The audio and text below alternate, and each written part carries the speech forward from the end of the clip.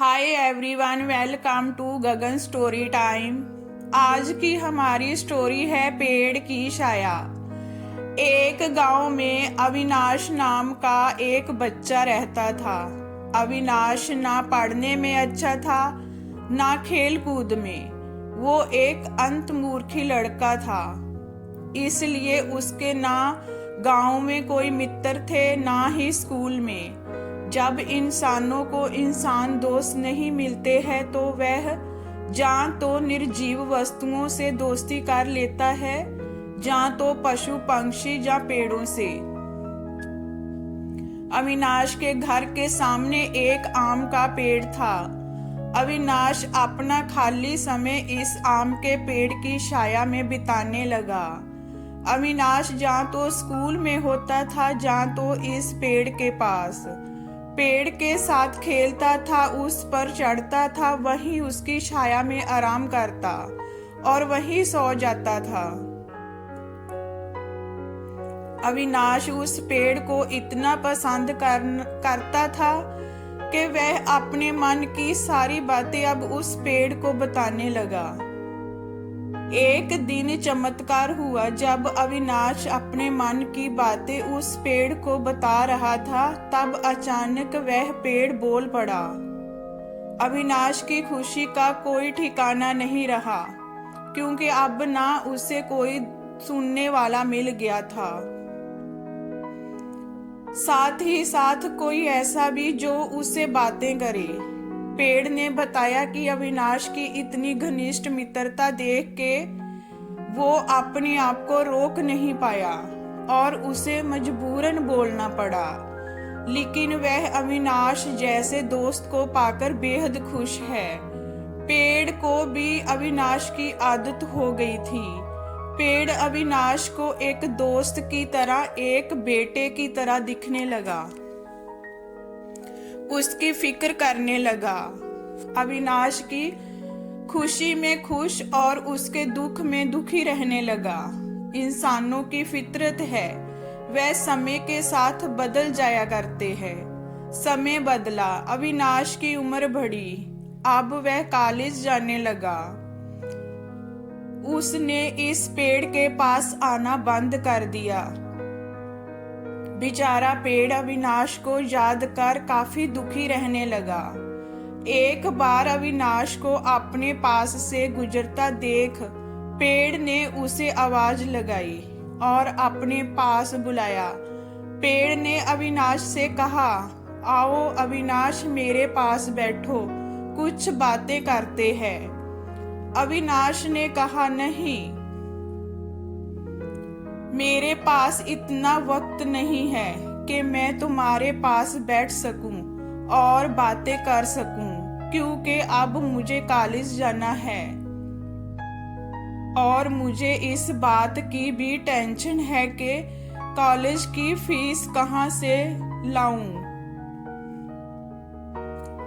अविनाश की बातें सुन और उसको टेंशन में देखकर पेड़ बोला, देखो मेरे पास पैसे तो नहीं है, मगर हाँ, अगर मेरे फल बेचकर तुम्हें कुछ मदद होती है तो मेरे सारे फल तोड़ कर ले जाओ। अविनाश को पेड़ का सुझाव पसंद आया। उसने तुरंत सारे आम तोड़ लिए और बाजार में बेचकर उसके अच्छे खासे पैसे कमाए और अपनी कॉलेज की फीस भर दी। अविनाश फिर से अपनी जिंदगी में बिजी हो गया और एक बार फिर से पेड़ अकेला हो गया। पेड़ हर दिन अविनाश का इंतजार करता, लेकिन 3-4 साल बीत गए, उसे अविनाश मिलने नहीं आया। फिर एक दिन अचानक अविनाश उसको उसके पुराने घर में आता हुआ दिख गया। पेड़ अविनाश को देखकर काफी खुश हो गया। पेड़ ने अविनाश को अपने पास बुलाया और बोला, आओ अविनाश, मेरे पास बैठो, चलो कुछ बातें करते हैं। अविनाश ने पेड़ से कहा, मैं तुम्हारे साथ नहीं बैठ सकता, क्योंकि अब मेरी शादी हो गई है। हालांकि मुझे नौकरी मिल गई है, लेकिन अभी मेरी तनख्वाह इतनी नहीं है कि मैं अपने इस पुराने घर को नया बना सकूं। मुझे काफी चिंता है कि मैं अपनी पत्नी को कैसे इस पुराने घर में रखूंगा। अविनाश को चिंता में देख फिर से पेड़ का दिल पिघल गया। पेड़ ने अविनाश से कहा, तुम मेरी सारी डालियां काट कर अपने घर को नया बना लो, इससे तुम्हारी समस्या सुलझ जाएगी।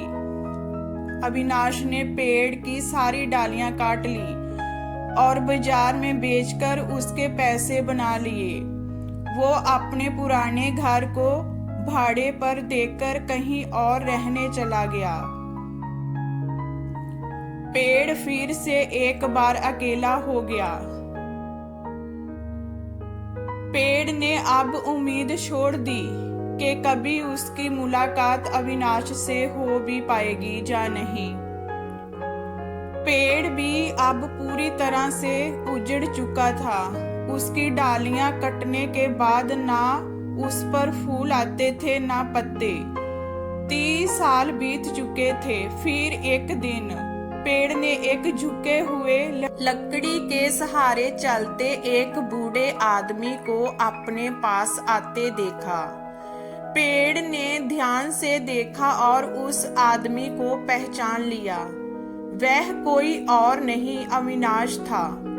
वह जब पेड़ के पास पहुंचा तो पेड़ ने उसे कहा, माफ करना दोस्त, अब मेरे पास तुम्हें देने के लिए कुछ भी नहीं है।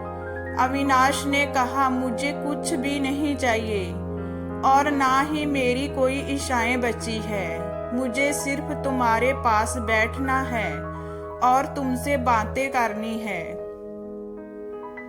बूढ़ा अविनाश पेड़ को ऐसे चिपक गया जैसे उसे गले लगा रहा हो। जर्जर और उजाड़ हो गए उस आम के पेड़ पर नई कुपलें उग निकली। तो दोस्तों, अगर पेड़ पौधे और जानवर बोलते होते तो बिल्कुल वह इस पेड़ की तरह होते हैं, सच्चे, वफादार और निस्वार्थ। चलो, जय तो कल्पना की बात है, लेकिन सोचो हमारे बड़े बुजुर्ग, हमारे माँ बाप क्या इस पेड़ की तरह नहीं है? और कहीं ना कहीं हम उस अविनाश का किरदार नहीं निभा रहे हैं। ये स्टोरी आपको कैसी लगी हमें कमेंट में बताना। एंड वॉचिंग के लिए थैंक यू।